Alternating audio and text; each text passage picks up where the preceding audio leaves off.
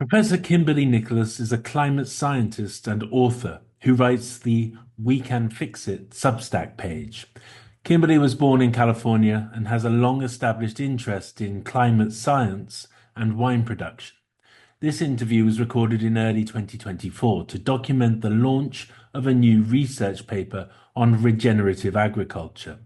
I'm including this here because I think it helps articulate what we mean by the term regenerative, placing it in the context when we see farmers showing us what these practices actually look like later in the series.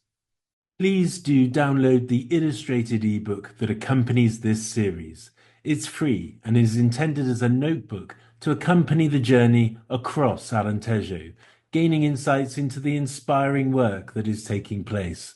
This work is improving communities, boosting biodiversity, and demonstrating how producing delicious wines can be part of a wider response to tackle global climate heating.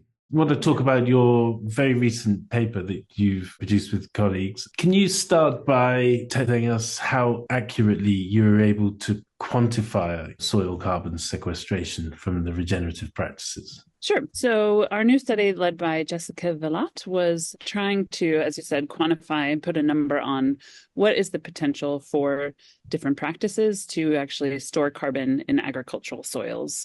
We especially were interested in viticulture, but we broadened the search partly because we wanted to be comprehensive. And unfortunately, we didn't find as many studies as we would have hoped for viticulture.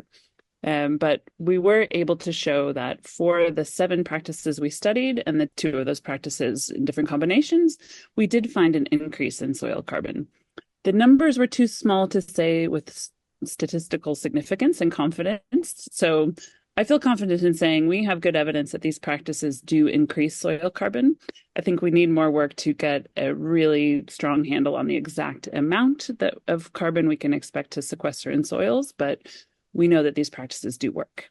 Okay, so is this part of an ongoing research project that you're going to keep looking into? Not necessarily me personally. It's not a funded line of inquiry for research in my lab as of right now. So it's probably going to be, unfortunately, a little more opportunistic if I have students or colleagues who are interested in pursuing this line of work, but doesn't need to be me personally. I think it's very important to pursue this line of research. And maybe it is something I should try to get funding to support because we really need answers to this. We certainly can't wait for years and years of further research before adopting better practices. We need to have agriculture be part of the climate solution now. Was there indications of how stable the carbon in the soil is once it's in there, once you've sort of quantified?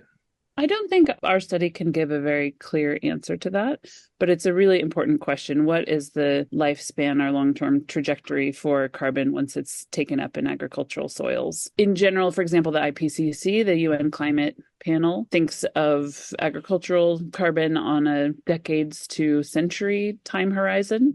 So it's certainly not a permanent form of sequestration.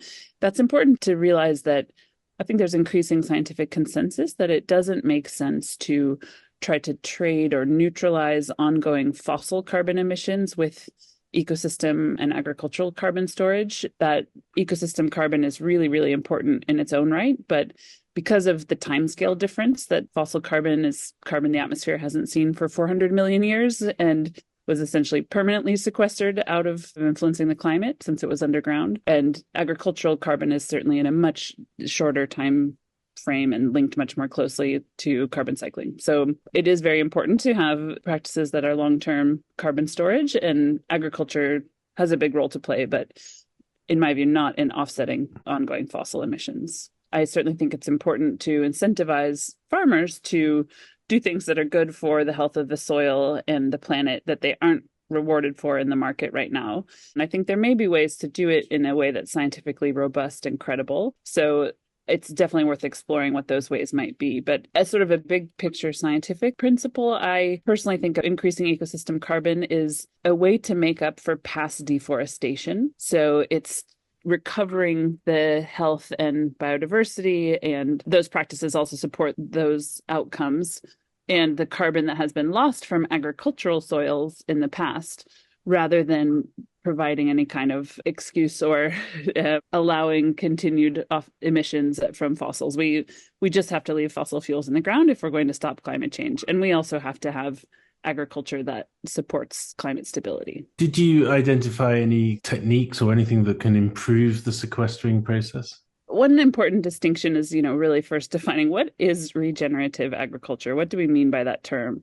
We drew on a recent paper there that looked at a very comprehensive study that basically said it's not well defined. People tend to mean different things. But in general, regenerative ag falls into one of two camps. It can either mean adopting certain practices like no-till, like incorporating animals and crops, like non-chemical pest control and so on.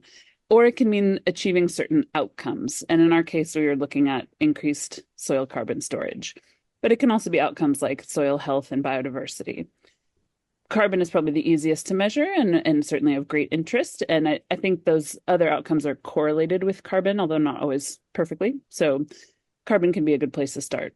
So we looked at both of those things, which practices are being used and what outcomes in terms of carbon storage in the soil do they achieve. It's interesting what you were just saying, because anecdotally, when I'm talking to producers who are marveling at the outcomes of farming regeneratively, they tend to associate it very much with resilience because they're experiencing extremes. And they'll say, well, we haven't been badly impacted by this drought as badly as we might have been, or this flood, for example, or sometimes the two consecutively. There must be a sort of bridge between those two, looking at it from the resilience, but also from carbon sequestration. Yes, I think there definitely are links. And in the study, we have a figure that tries to propose a conceptual model, a way of connecting those links for increased resilience. It kind of gets at the whole is more than the sum of the parts that a lot of people experience with regenerative ag, that I think it's quite hard to quantify resilience. So as a scientist, if I wanted to do that, I would look at, well, what does it mean to have resilience? For example, in a vineyard, is it a measure of vine health or photosynthesis or yield or quality after a stressful climate stress? Is it tolerating having consistency and not huge variability in some of the outputs that are important for your farming practice, even giving increased variability in the inputs in terms of weather and climate conditions? So I would want to look at what that means. But basically, these practices, like no-till, for example, help build soil health. They help let soils have more life in them, a more diverse set of microbes. Increasing carbon increases water holding capacity, for example. It can change other practices like how you fertilize and control pests, can support vine and soil health, which can lead the system to be more able to tolerate stresses. And that's one definition of resilience. So I do think they're connected, but I think it's really important to listen to those experiences from farmers. And I would love to see more evidence of what that translates to and something we can measure, because I think that can help more people adopt the practices that make a big difference. Interestingly, at COP28, we saw the Emirates Declaration on Land Use and Sustainable Agriculture, which was signed by, I think, 160 odd countries. This kind of research that you're doing seems fundamental to informing this kind of transition that this declaration proposes. Do you make efforts to connect your work like this to these bigger picture declarations? That's a great piece of advice. I mean, not in this specific case, since the COP was several months ago and our paper just came out a couple of weeks ago. It's one challenge of research that can be moving slowly, and it takes time to compile, in our case, 345 data points from many, many different papers across the world. What do they really tell us? Go through the peer review process. But it's important to have, that rigor and robustness. But then I think we do want policy to be able to use the best science to inform how resources get allocated, where to focus for further work, and hopefully to inform research that is usable by practitioners, that helps farmers, growers, people in the industry make better decisions and use resources better. So we do a lot to communicate. I mean, I write a newsletter called We Can Fix It on Substack. I wrote a popular science summary of this study. I've shared it a lot on social media. So we're trying to get the word out, but we could definitely do much more in that regard. So I appreciate opportunities like this to reach a broader audience. Based on the fact that you've just published this, what's coming next? I'm getting started on writing my second book. So I published a book, Under the Sky We Make, in 2021.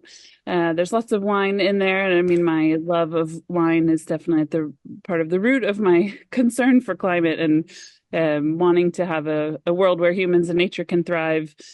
We probably could survive without wine, but I would rather not have to try. So I want there to be, climate stability for lots of reasons, including wine. And we have a paper that hopefully will come out in this coming year that develops a method for a biodiversity footprint of food and bioproducts, which I think is an important, in addition with carbon. We find, I can just share, at a high level, carbon and biodiversity footprints are highly correlated, but they're not identical. And there are cases where we have some items that have a bigger impact than expected, and it's important to know what those are and try to focus where it really matters for making the biggest difference on the system, which is actually just on a few crops. Well, that sounds very interesting. So thank you very much. It's been great to speak to you. Thank you so much. Really appreciate it.